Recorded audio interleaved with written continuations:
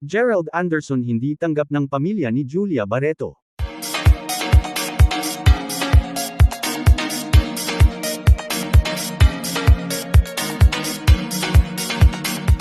Usap-usapan ngayon ang umano'y hindi pagtanggap ng buong pamilya ni Julia Barreto kay Gerald Anderson.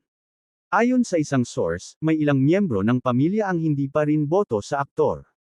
Nagsimula raw ito sa mga isyung kinasangkutan ni Gerald noon. Bagamat engaged na ang dalawa, nananatiling malamig ang pagtanggap ng pamilya ni Julia. Ilang beses na rin umanong sinubukan ni Gerald na mapalapit sa kanila.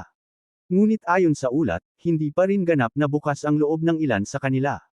Sa kabila nito, nananatiling matatag ang relasyon nina Julia at Gerald. Ipinahayag ni Julia na umaasa siyang darating ang panahon na matatanggap na rin si Gerald. Hindi pa nagbibigay ng pahayag ang kampo ng aktres tungkol sa issue. Patuloy namang sinusubaybayan ng publiko ang development sa kanilang engagement.